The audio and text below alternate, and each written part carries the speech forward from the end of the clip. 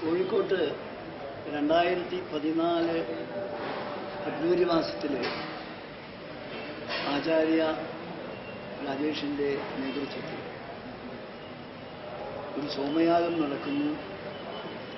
ഇതാദ്യമായിട്ട് നമ്മുടെ നാട്ടിൽ നടക്കുന്ന, പ്രത്യേകിച്ച് ഈ പ്രദേശങ്ങളിൽ ഇതുവരെ നടന്നിട്ടില്ലാത്തതായ ഒരു മഹത് സംരംഭമാണ്.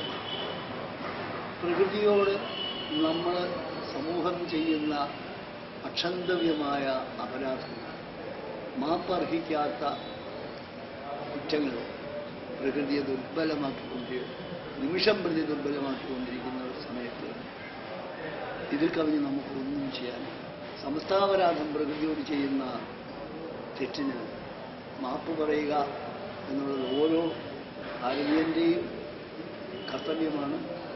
ഈ മഹത്തായ യാഗസംരംഭം പ്രകൃതിയെ ഉജ്ജ്വലമായി വീണ്ടും പൂർവ്വവൽദീപ്തമായി പ്രകാശിപ്പിക്കാൻ തക്ക ചൈതന്യം ഉണ്ടാക്കാൻ ഇടയാവട്ടെ എന്ന് പ്രാർത്ഥിക്കുക മാത്രമേ ഈ അവസരത്തിൽ ചെയ്യാൻ പറ്റൂ.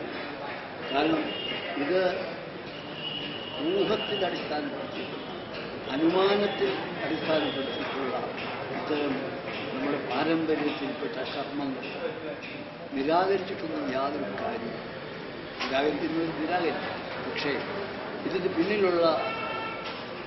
പിന്നിലുള്ള അഗമ്യമായ ഒരു ഇച്ഛാശക്തി, വിശ്വാസം ഈ ഒരു സംരംഭത്തെ തീർച്ചയായും അതിന് അതിൻ്റെ ഫലപ്രാപ്തിക്ക് വഴിവെക്കുമെന്ന കാര്യത്തിൽ എനിക്ക് യാതൊരു സംശയവുമില്ല. കാരണം നമ്മുടെ ഭാവന, നമ്മുടെ മനസ്സിൽ കാണുന്ന ഭാവനയിൽ കാണുന്നത് അനുഭവത്വമായി തീരുക, ഭാവനയിൽ കാണുന്ന കാര്യത്തെ അനുഭവമാക്കി മാറ്റുക എന്നത് മനുഷ്യജീവിതത്തിൽ സാധിക്കാവുന്ന കാര്യമാണ്.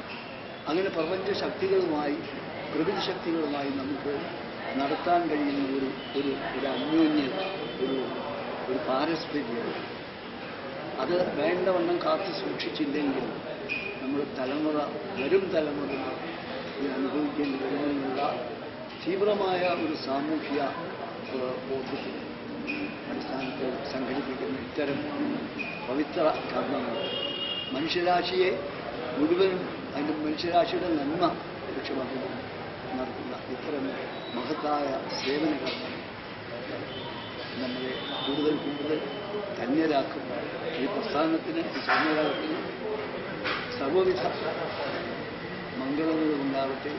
ഈശ്വരൻ അതിനെ ക്ഷേമമായിട്ട് തീർക്കാൻ പ്രാർത്ഥന എൻ്റെ അർപ്പിക്കുന്നു. വിജയം ആശംസിക്കുന്നു.